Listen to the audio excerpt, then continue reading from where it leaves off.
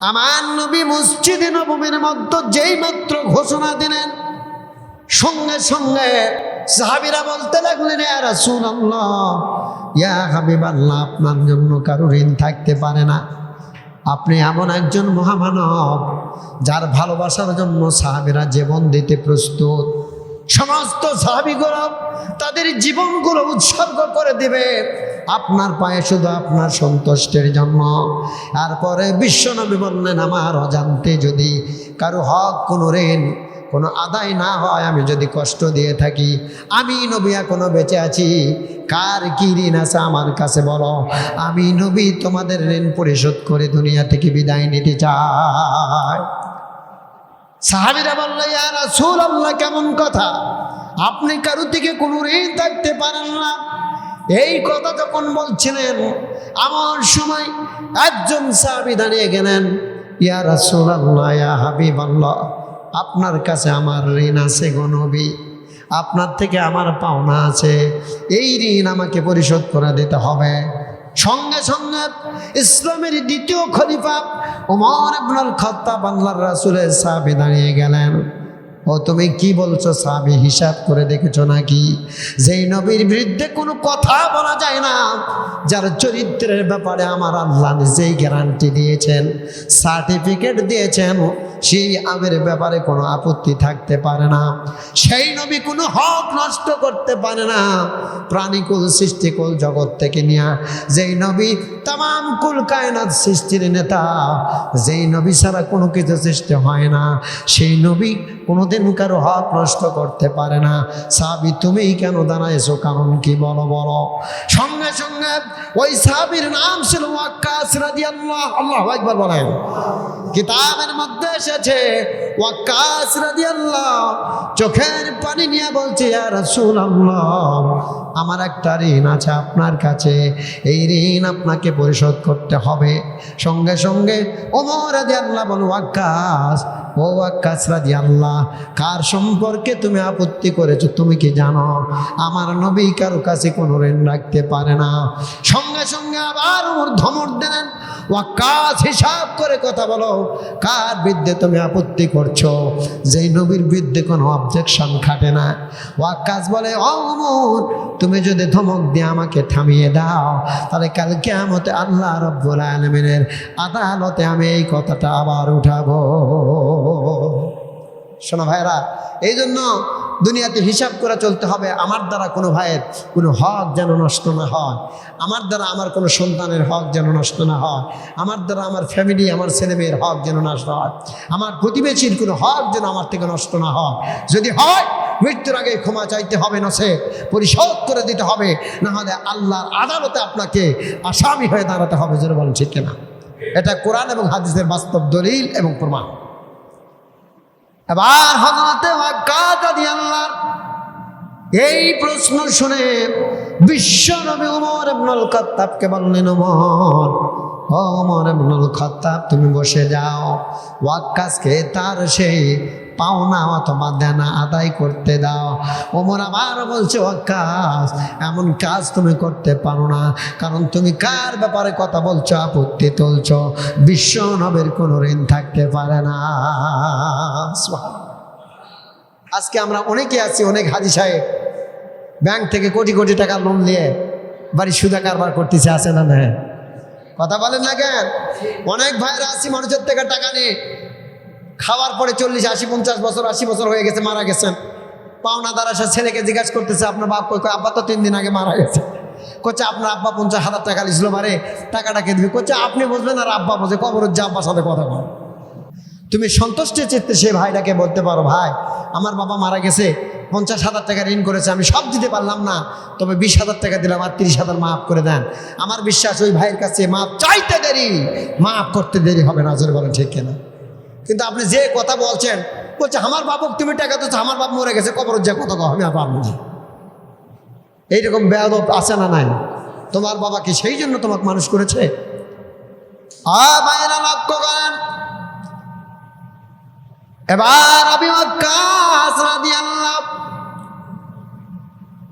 আমার নবী, বিশ্ব নবী মুহাম্মদুর রাসূলুল্লাহ সাল্লাল্লাহু আলাইহি সাল্লামকে বললেন, ও নবী, আপনি আমাকে একদিন আঘাত করেছিলেন, আপনি আমাকে আঘাত করেছিলেন। আমার নবী চোখের পানি ছেড়ে দে বলে, ওয়াক্কাস, কোন দিন তোমাকে আঘাত করেছি আমি বলতে পারবো না, আমার তো জানাও নেই, আমি তো বলতে পারবো না। ওয়াক্কাস, কোন দিন তোমাকে আঘাত করেছি আমি তো জানি না। এবার ওয়াক্কাস রাদিয়াল্লাহু বললেন, যুদ্ধের ময়দানে আমাকে আঘাত করেছিলেন।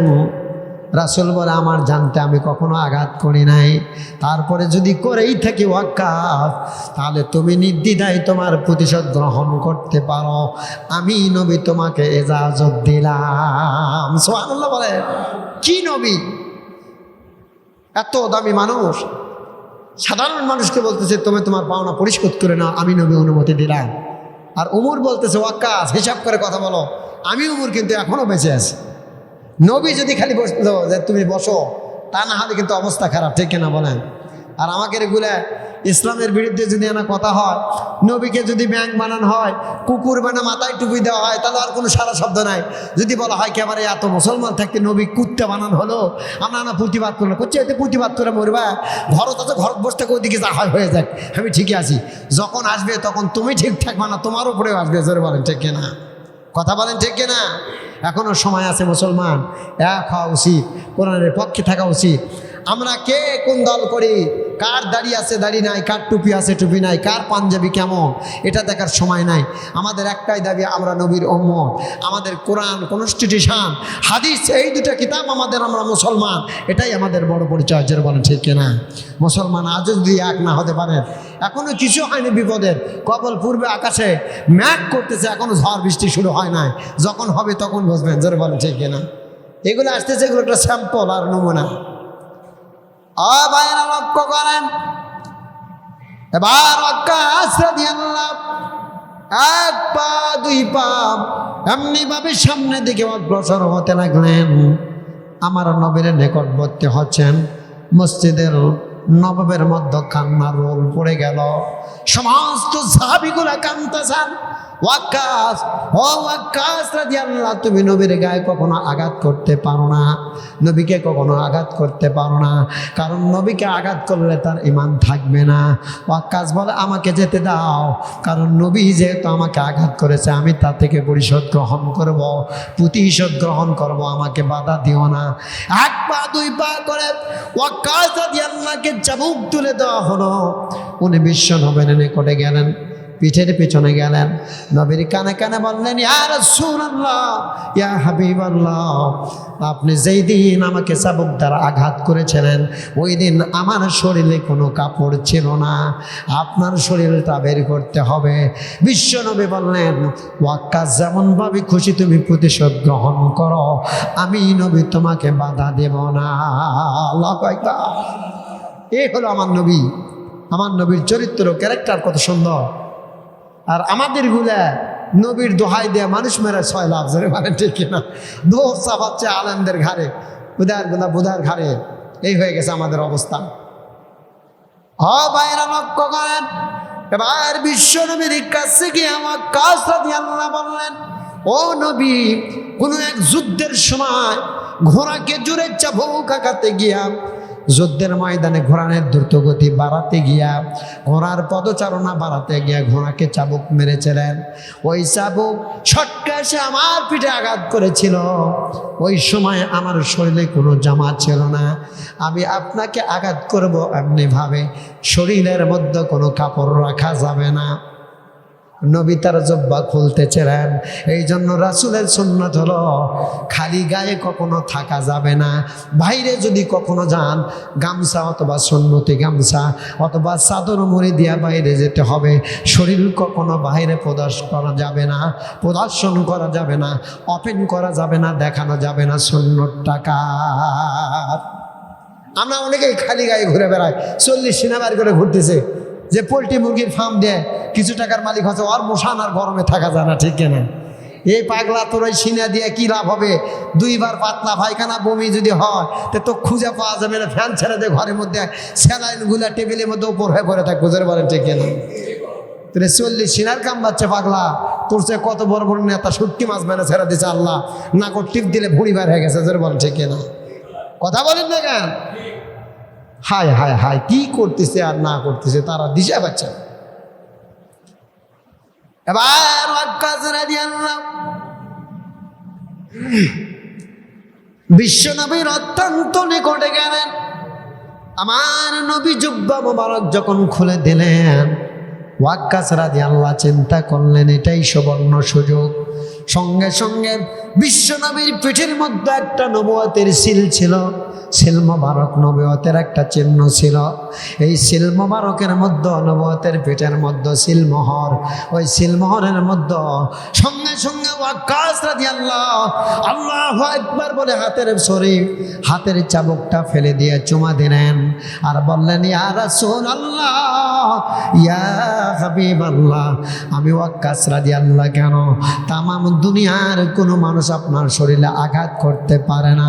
আমি একটু হিকমত অবলম্বন করেছি, যেই নবুয়তের সিল দুনিয়ার কোনো মানুষ দেখে নাই, এইটাতে আমি চুমা দিব। একটু কৌশল অবলম্বন করে এত দূর এসেছে, নবী বেয়াদবি নেবেন না। আমার নবী ওয়াক্কাস রাদিয়াল্লাহু বুকের সঙ্গে ধরা বলল, ওয়াক্কাস, ও ওয়াক্কাস, তুমি জীবনে কি করলা? আমার সিলমোহরে একটা চুম্বন খেয়ে দিলা আর তামাম জীবনের জন্য জাহান্নামের আগুন তুমি হারাম করে দিলা। আল্লাহু আকবার। আমার আল্লাহ কুরআনুল কারীমের মধ্যে বলেন, জাহান্নামের আগুন থেকে যদি তোমরা মুক্তি পেতে চাও তাহলে তোমাদেরকে নবীর প্রতি ঈমান আনতে হবে। জ্বলন্ত যন্ত্রণাদায়ক শাস্তি থেকে যদি তোমরা মুক্তি চাও তাহলে আমার নবীর উপর ঈমান আনতে হবে। তুনজিকুম মিন আযাবিন আলীম, জাহান্নামের যন্ত্রণাদায়ক আগুন থেকে যদি তোমরা মুক্তি চাও তাহলে তুমিনুনা বিল্লাহি ওয়া রাসূলিহি ওয়া তুজাহিদুনা ফি সাবিলিল্লাহ।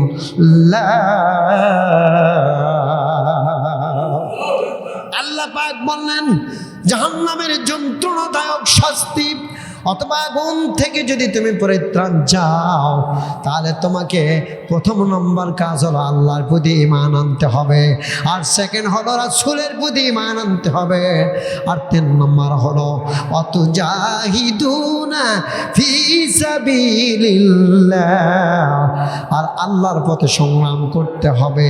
এই 3টা যদি তোমরা করো তাহলে আমি আল্লাহ বললাম, যালিকুম খায়রুল লাকুম ইন কুনতুম তা'লামুন। এটাই তোমাদের জন্য কল্যাণ, এটাই তোমাদের জন্য ভালো, এটাই তোমাদের জন্য সবচাইতে বেটার। আমি আল্লাহ তোমাদের বলে দিলাম। তাহলে আল্লাহ রাব্বুল আলামিন বললেন এটা ভালো, তাহলে জাহান্নামের যন্ত্রণাদায়ক আগুন থেকে রক্ষা পেতে হলে নবীকে ভালোবাসতে হবে। জোরে বলেন ঠিক কিনা?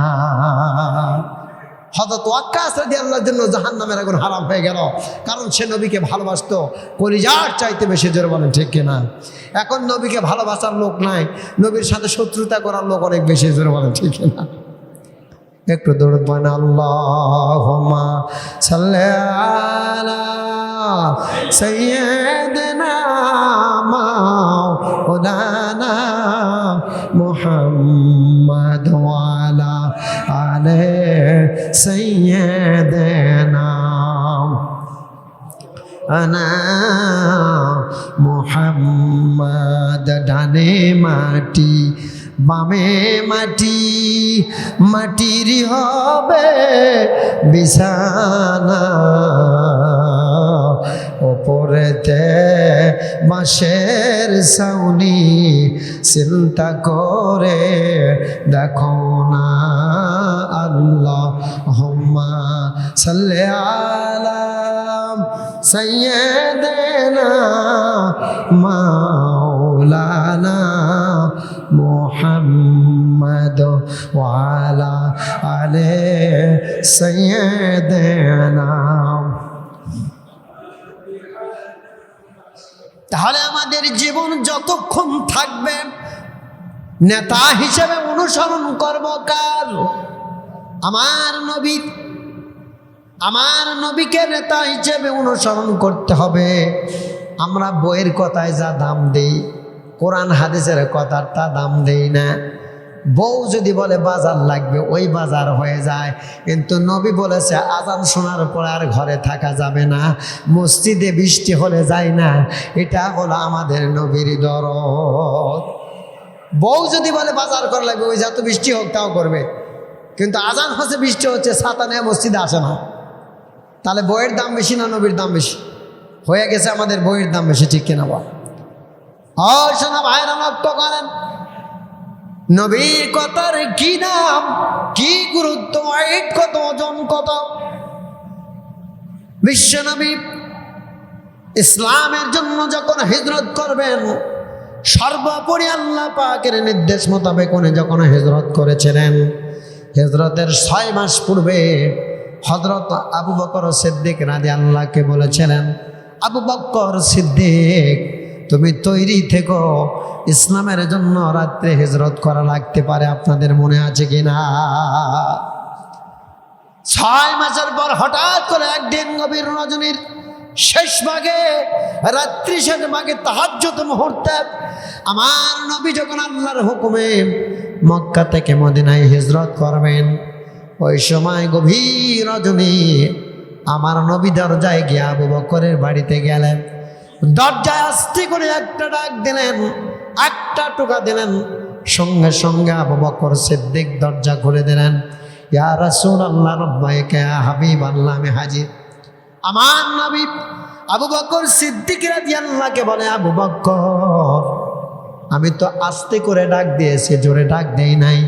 পাড়াপড়শি প্রতিবেশীর ঘুম ভেঙে যেতে পারে, কারো কোনো কষ্ট হবে, আমি জুতা উপরে আসি নাই, কোনো মানুষ পায়ের শব্দ শুনতে পারবে।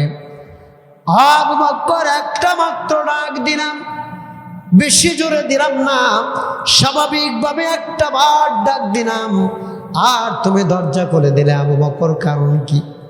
আবু বকর বলে, হুজুর আপনি আজ থেকে 6 মাস আগে যখন বলেছিলেন আবু বকর তুমি তৈরি থেকো, ইসলামের জন্য একদিন হিজরত করা লাগতে পারে রাত্রিতে।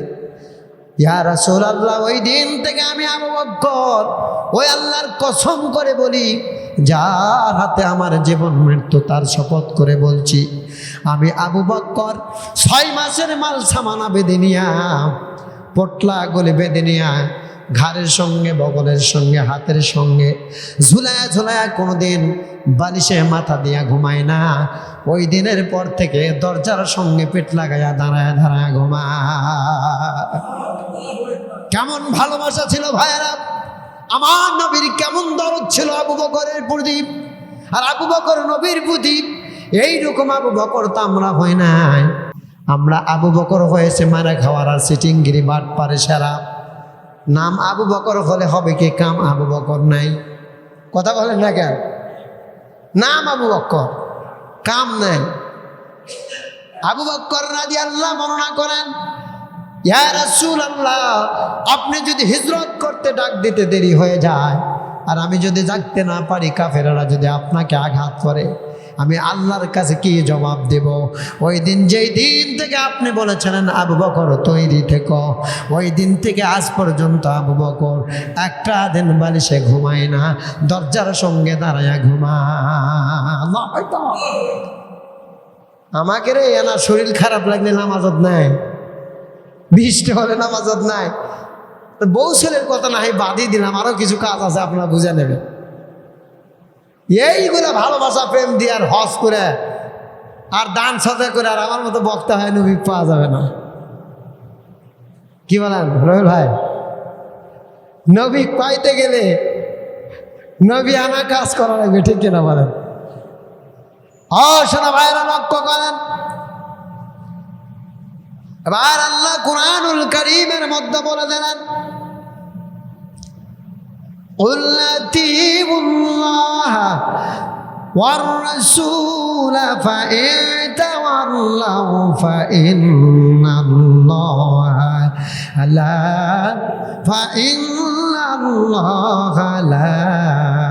يحب الكافرين। আল্লাহ রাব্বুল আলামিন পরবর্তী আয়াতের মধ্যে বললেন, আর তোমাদের মধ্যে যারা আমার রাসূল আর আল্লাহ পাকের ইত্তেবা অনুসরণ যারা করবে, যারা আমার আল্লাহর হুকুমগুলা মানবে, আমার আল্লাহ পাকের দেওয়া বিধিবিধানগুলা যারা মানবে, আর যেগুলা থেকে নিষেধ করা হয়েছে, বারণ করা হয়েছে, এইগুলা যারা বাদ দিবে, যারা ছেড়ে দিবে, আল্লাহ পাক ওদের ব্যাপারে বললেন, তাদের ব্যাপারে আল্লাহ আছেন। আর ফাইন তাওয়াল্লাও, এই ব্যাপারে যারা এগুলো অবজ্ঞা করবে, অমান্য করবে, যারা মানবে না, সেখান থেকে যারা বিমুখ হবে, মুখ ফিরিয়ে আনিবে, আমার আল্লাহ বলল তাদের ব্যাপারে আমি আল্লাহ ফয়সালা দিলাম, লা ইউহিব্বুল কাফিরিন।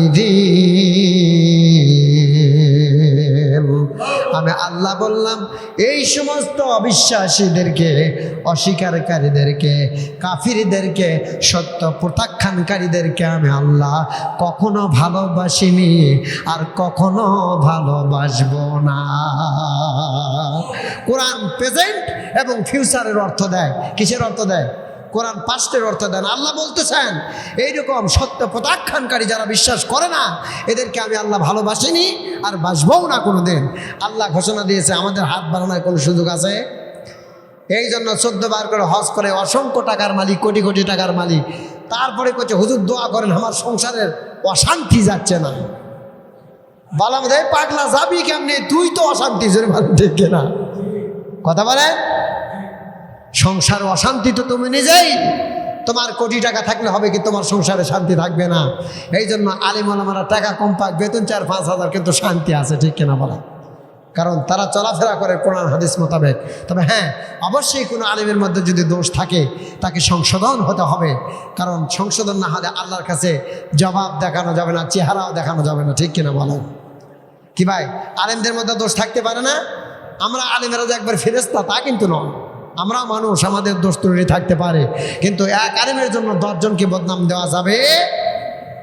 কারণ নবী আর নাই, আল উলামাউ ওয়ারাসাতুল আম্বিয়া, আলেমরাই নবীদের ওয়ারিস। সুতরাং তাদেরকে ভালোবাসতে হবে অন্তর থেকে, মুহাব্বতের খাতিরে। কোনো আলেমের মধ্যে যদি কোনো দোষ থাকে তাহলে অবশ্যই আপনি হিতেসাবের সাথে, আদবের সাথে তার কাছে প্লেস করবেন। আলেম যদি সে হয়, ক্ষমার সুন্দর দৃষ্টিতে যে ইসলাহ হবে, সংশোধন হবে, সে ভুল বুঝবে, সেখান থেকে ফিরে আসবে, জোরে বলেন ঠিক কিনা? আর যদি চলে আলিম হয়, তেরে আলিম হয়, সোয়াল করা, তাহলে ওখান থেকে আর ফিরানো সম্ভব। কারণ আপনারা জানেন আবু লাহাব কিন্তু আলিম কম ছিল না, তার সম্পদও কম ছিল না, জোরে বলেন ঠিক কিনা? তাফসিরের মধ্যে এসেছে এইরকম 3-4 গাড়ি লাগে তার স্বর্ণ, তার স্ত্রী এবং তার সোনা বহন করার জন্য গাড়ি লাগতো। তার মানে আবু লাহাবের সম্পদ কি কম ছিল? তারপরে আর একটা কাজ ছিল, মুহাম্মদ যেখানে যে কথা বলে, ইসলামের দাওয়াত দেয়, তার উল্টাটা ওই ওখানে বলে, আর কাজটা হলো এটা। মুহাম্মদ যেখান থেকে বক্তব্য দিয়ে সাল্লাল্লাহু আলাইহি ওয়াসাল্লাম নেমে যায়, ওই ওখানে বলে এতক্ষণ মুহাম্মদ যা বলছে সব মিথ্যা। তার কাজই হলো এটা। কথা বলেন না কেন?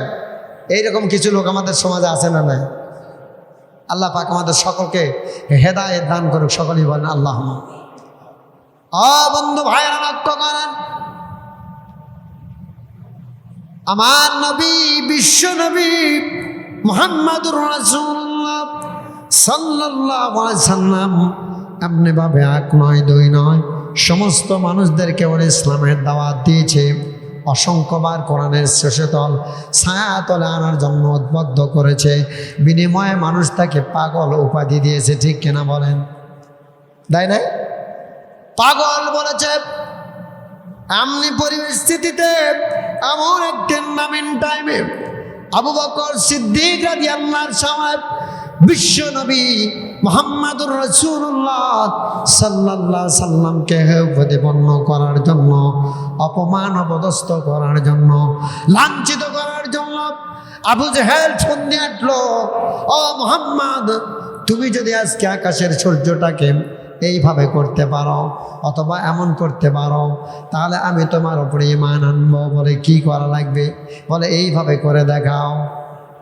বিশ্বনবী মুহাম্মাদুর রাসূলুল্লাহ সাল্লাল্লাহু আলাইহি সাল্লাম শাহাদাত আঙ্গুলি দ্বারা চন্দ্রের দিকে ইশারা করেছিল, আপনারা জানেন। সঙ্গে সঙ্গে চন্দ্র দুঃখিত হয়েছিল। আবু জেহেল বলেছে এটা হলো বড় জাদুকর। আমার নবী শুধু হাত দিয়ে ইশারা করেছে। আল্লাহ বলে হাবিব কি দরকার? আল্লাহ পাকের কথা শুনে রাসূল বলে, তারা তোমার চন্দ্রকে দ্বিখণ্ডিত দেখতে চায়। আমি তো কোনো জাদুকর নেই, আমার কোনো শক্তি নেই, পাওয়ার নেই, আল্লাহ কি দিয়ে দ্বিখণ্ডিত করব? আল্লাহ বলল, হাবিব তোমার ইশারা করতে দেরি হবে, আমার চন্দ্র দ্বিখণ্ডিত হতে দেরি হবে না, কারণ তুমি নবী, তোমার শান আর মান মানে হলো আমি আল্লাহ, আমার ঈশান। রাসূল ইশারা করেছে, আল্লাহ সঙ্গে সঙ্গে চন্দ্র দ্বিখণ্ডিত করেছে। বলেন এটা হওয়া সম্ভব কিনা? আপনারা বলেন। যে আল্লাহ চন্দ্র সৃষ্টি করেছে, যে আল্লাহ সৃষ্টি করেছে, সে আল্লাহর বন্ধু আমাদের প্রিয় নবী জনাবে মুহাম্মদুর রাসূলুল্লাহ। বন্ধুগণ ভাইরা, সেই নবী এত ভালোবাসেন উম্মতদেরকে, আর সেই উম্মত আমার নবীকে কেমন করে বলে গেলে চলবে? আমার নবীকে ভুলে গেলে কখনো চলবে না, আমার নবীকে না মানলে চলবে না। কারণ বিশ্ব নবীকে আমার আল্লাহ বলেছিল, ও নবী আপনি উম্মতদের কত ভালোবাসেন, আপনি উম্মতদের কত মহাব্বত করেন।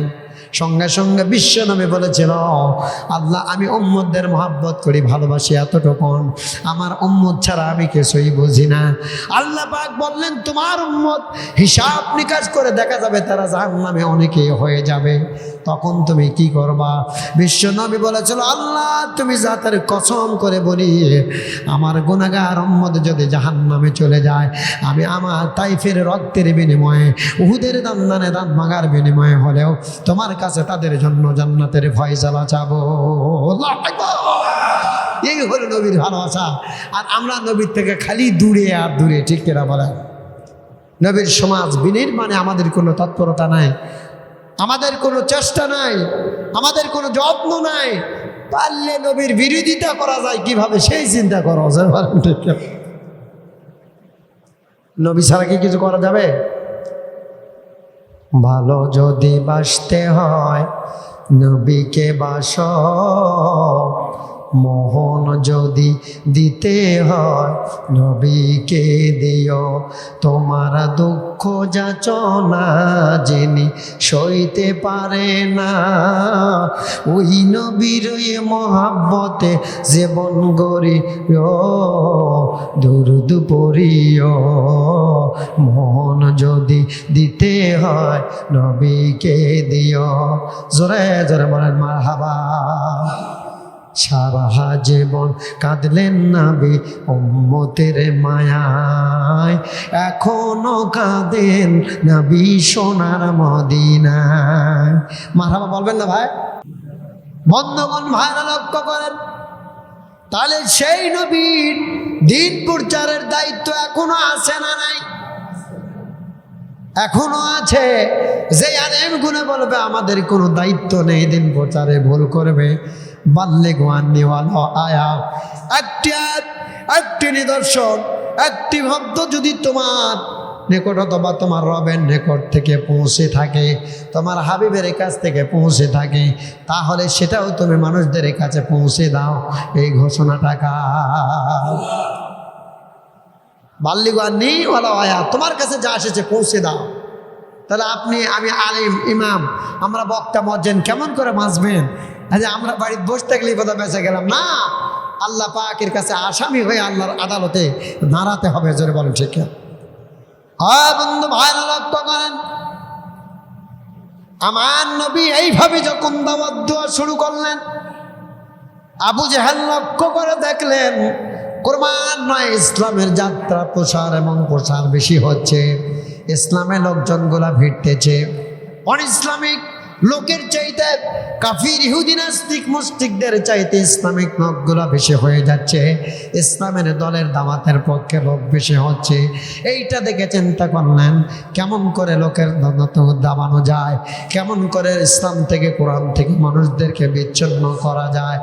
আজকেও আমাদের সমাজে এমন চাল এখনো আছে না নাই আপনাদের কাছে জানতে চায়। এখনো মুসলমানদেরকে ইসলাম থেকে, কোরআন থেকে কেমনে দূরে রাখা যায়, এ ব্যাপারে নাস্তিকেরা, কাফিররা বদ্ধপরিকর।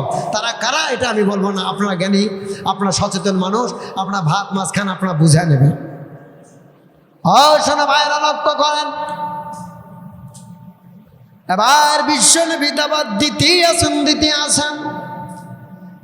এবার আবু সুফিয়ান, উতবা, সাইবা মুগীরা সহ বড় বড় আরবের ইসলাম বিরোধী নেতাগুলি একত্বমত পোষণ করে। তারা চিন্তা করলো মুহাম্মদকে এখান থেকে কেমনে সরানো যায়। প্রথমেই তাদের মধ্যে কেউ বলল হত্যা করো, কেউ বলল তাকে রাতের অন্ধকারে অন্যত্র সরিয়ে দাও। তারপরে যখন হলো না, তাদের মধ্যে একজন বলল না এটা হবে না, তাকে টাকা পয়সার প্রলোভন দাও, চেয়ার দেওয়ার আসন দেওয়ার ব্যবস্থা করো। মানুষ হিসাবে যদি কোনো লোক থাকে ওই লোকটা তার মধ্যে কাজ করবে। আমার নবীকে বলা হলো ও মুহাম্মাদুর রাসূলুল্লাহ সাল্লাল্লাহু আলাইহি সাল্লাম, তোমাকে আমরা জমি দেব, জায়গা দেব, বাড়ি দেব, ঘর দেব, আরবের সুন্দর সুন্দর রমণী তোমার আরামের জন্য, এনজয়ের জন্য, রাত্রি আনন্দ বিনোদন, রাত্রি কাটানোর জন্য সরবরাহ করব। তোমার কাছে নারী দেব, সব কিছু সরবরাহ করব। শর্ত হলো তুমি ইসলামের যে দাওয়াত প্রচার করতেছ এখান থেকে তোমাকে বিরত থাকতে হবে। বিশ্বনবী বললেন আর কোন প্রস্তাব আছে নাকি? আল্লাহু আকবার বলেন। নবীকে টাকার লোভ দেখানো হয়েছে না হয়নি বলেন? কথা বলেন। আজকে আমাদের সমাজের কিছু বড় বড় আলেমকে লোভ দেখানো হয়েছে, যেটি আসো সেখান থেকে ছেড়ে দেব, শর্ত হলো এই কাম করা যাবে না। ওরা বলতেছে দরকার নাই, যেটি আছি এটিই ভালো। তোমার এটা শোনা মুনাফিকের মৃত্যু নেওয়ার দরকার নাই, যে বলেন ঠিক কিনা?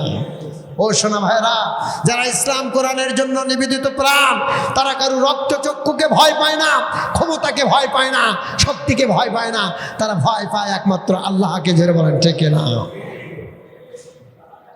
বন্ধু ভাইরা লক্ষ্য করেন, এবার বিশ্বনবী আবু জেহেলের সামনে বসা আবু জেহেলকে সম্মান করলেন, সালাম দিলেন, সম্মানের সাথে বললেন চাচা একটা কথা বলতে চাই।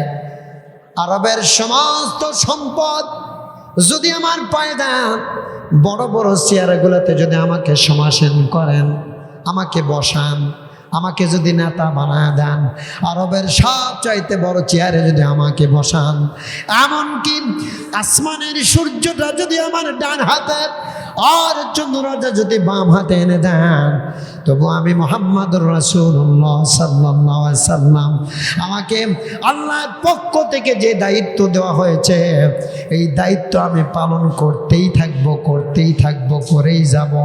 এখান থেকে পশম পরিমাণ সরানো এবং নড়ানো যাবে না। আল্লাহু আকবার।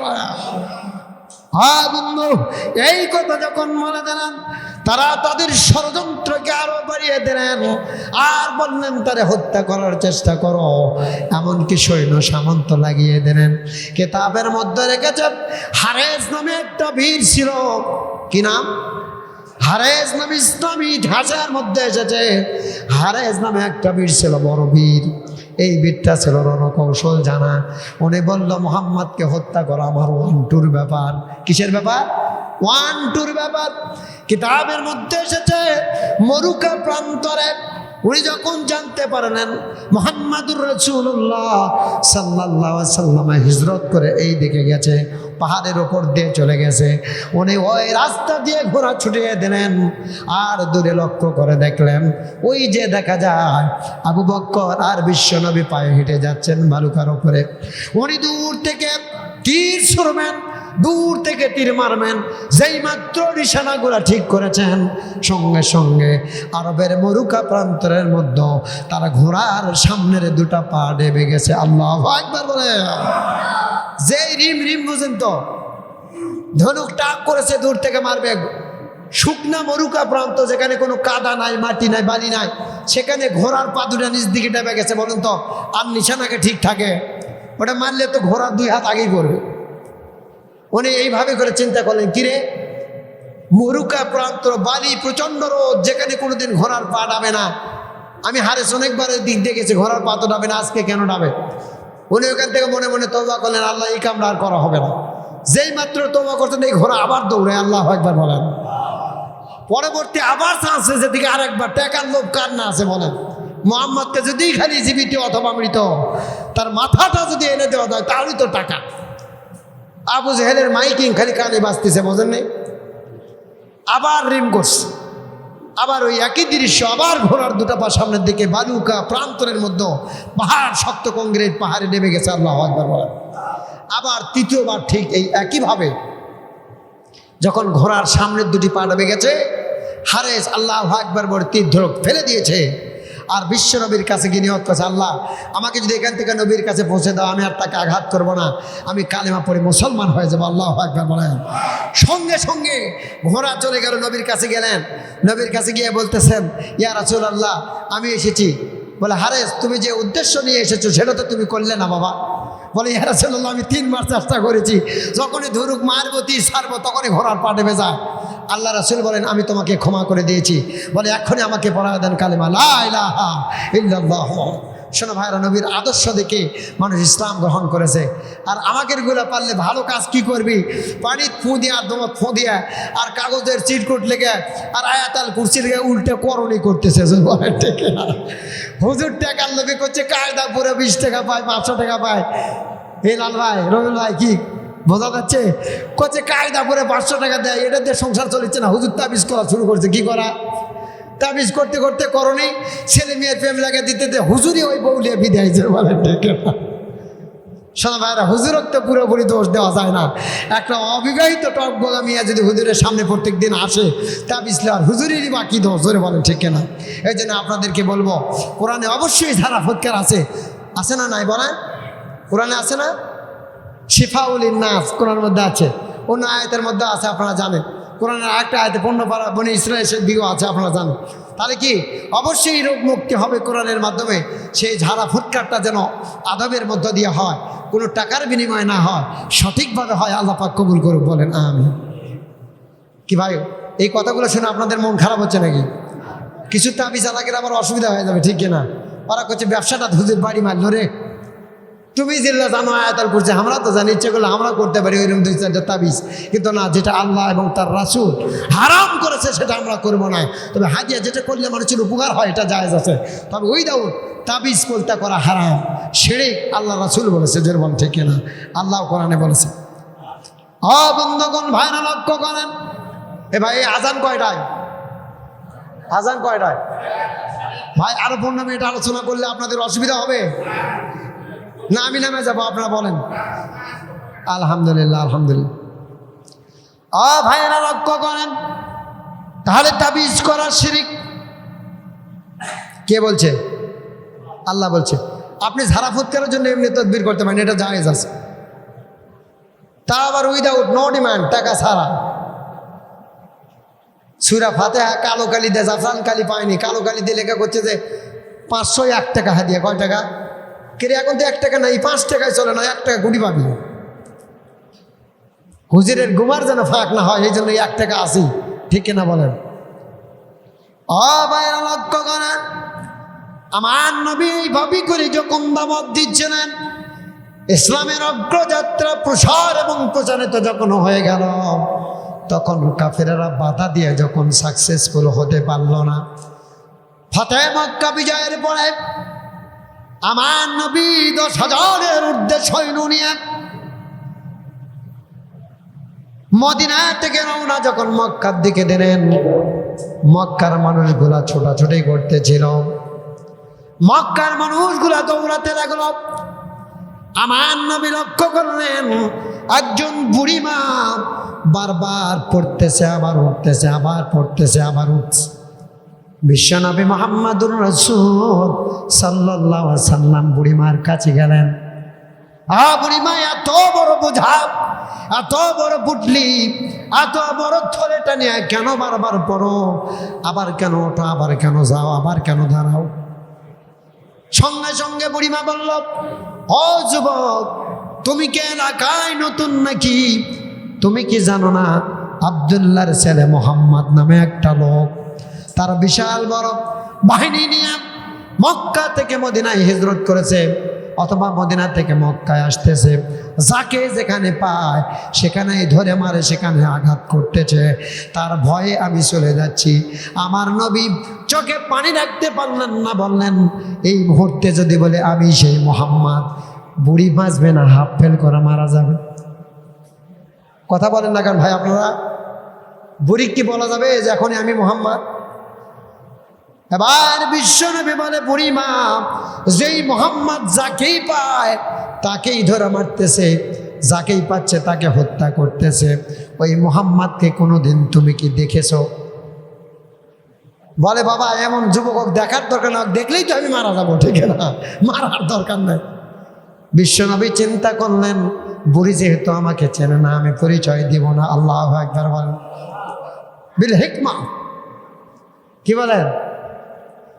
আবার বুড়িমা, তুমি কোথায় যাবে গো বুড়িমা? এত বড় বোঝা নিয়ে যদি মুহাম্মাদের ভয়ে যাও, আমি যদি তোমাকে সাহায্য করি তোমার কোনো আপত্তি আছে নাকি? আমি যদি তোমার গন্তব্যস্থানে পৌঁছে দিই তোমার কোনো সমস্যা আছে নাকি? বুড়ি বলল, বাবা, হাইজাকার লুটতারাজ খনিদের অভাব নেই, এই জাহিলিয়ার যুগে তো ছিনতাইকারীর অভাব নাই।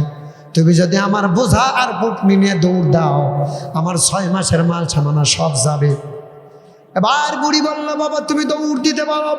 বিশ্বনবী বলল, বুড়িমা আস্থা রাখো, তোমার দেবতার উপরে ভরসা রাখো।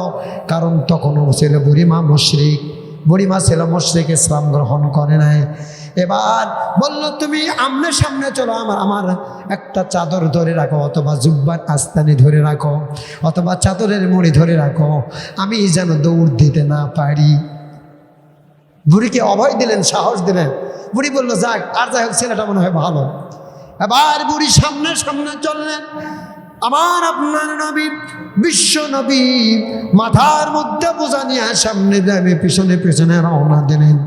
বহুদূর রাস্তা অতিক্রম করার পর একটা গন্তব্যস্থানে পাহাড়ের পাদদেশে গেলেন। আর বুড়ি লক্ষ্য করে বললেন, ও যুবক, ওই যে দেখো কিছু লোক তাবু খাটায়, কাফেলা বানায়, এরা আমার গোত্রের লোক। মুহাম্মাদের ভয়ে মক্কা মদিনা ছেড়ে দিয়ে এলাকায় আত্মগোপন করেছে, এলাকায় আশ্রয় নিয়েছে, আত্মগোপন করেছে, মুহাম্মদ যেন তাদের ধরতে না পারে। এইখানে তোমার পুটলে অথবা আমার পুটলে বোঝাটা নামিয়ে দাও, এখানেই নামিয়ে দিলে চলবে, আর যেতে হবে না। বিশ্বনবী নামিয়ে দিলেন। এমন সময় সকলেই 2-1 দেখতে লাগলো। বুড়িমা বলল, বাবা কি তোমাকে দিব, কি পুরস্কার নিবা? সঙ্গে সঙ্গে যুবক বিশ্বনবী মুহাম্মদুর রাসূলুল্লাহ সুজুদে পড়ে নূর সাল্লাল্লাহু আলাইহি সাল্লাম বললেন, বুড়িমা টাকা পয়সা দিতে হবে না, তুমি দোয়া করো, আমার আল্লাহ পাক যে দায়িত্ব দিয়ে আমাকে পাঠিয়েছেন সেই দায়িত্ব যেন আমি সঠিকভাবে আদায় করতে পারি, অক্ষরে অক্ষরে যেন আদায় করতে পারি, এই তৌফিক, এই দোয়া কামনা তুমি করো। এবার মহিলাটি বৃদ্ধা মা একটু সচল হলো, সে শক্তিগুলো ফিরে পেল। আর সমস্ত গোত্রের লোকদেরকে ডাক দিয়ে লক্ষ্য করে বলল, কে তোমরা, কোথায় আছো? সকলে একটাবার মাথাটা বের করে দেখো, তোমাদের চেহারাটা বের করে দেখো, চোখটা বের করে দেখো। এমন একটা যুবক আরবের বুকে পেয়েছি, এমন যুবককে কখনো পাওয়া যায় না, আমি কখনো দেখি নাই। একটাবার সকলেই মাথা বের করে দেখো, কাকে এনেছি। সমস্ত গোত্রের লোকেরা মাথাগুলি বের করলো, বের করে বলতে লাগলো, ও বুড়িমা আর বাঁচতে পারলাম না, যেই মুহাম্মাদের ভয়ে আমরা এলাকা ছেড়ে দিয়ে আত্মগোপন করেছি পাহাড়ের পাদদেশে, সেই পাহাড়ের পাদদেশে তুমি মুহাম্মাদকে ধরে এনেছ, আর বাঁচতে পারলাম না। ওই লোকটাই হলো মুহাম্মদ, ওই লোকটাই হলো মুহাম্মদুর রাসূল। এবার বুড়িমা বলল, ও যুবকেরা তোমরা সত্যই কি বলছো মুহাম্মদ? ভাই আজান দিব, আর 2 মিনিট তো দেওয়া লিবা, সময় শেষ করা লাগবে। যুবক সত্যই কি ইনি মুহাম্মদ? বলে হ্যাঁ, যদি সত্যই মুহাম্মদুর রাসূলুল্লাহ সাল্লাল্লাহু আলাইহি ওয়াসাল্লাম এই যুবকটা যদি হয়, তাহলে আমি বুড়িমা হয়ে সাক্ষ্য দিলাম, এই যুবক কখনো কোনো কষ্ট দিতে পারে না, এই যুবক কোনো মানুষের কোনো ক্ষতি করতে পারে না, এই যুবক কোনো মানুষকে জীবনে কষ্ট দিতে পারে না। তোমার মতো সোনার যুবক পেয়ে আর আমি হারাতে চাই না। এক্ষণে আমাকে হাত বাড়ায়া দিয়া পড়ায়া দাও মধুর কালেমা লা ইলাহা ইল্লাল্লাহু মুহাম্মাদ।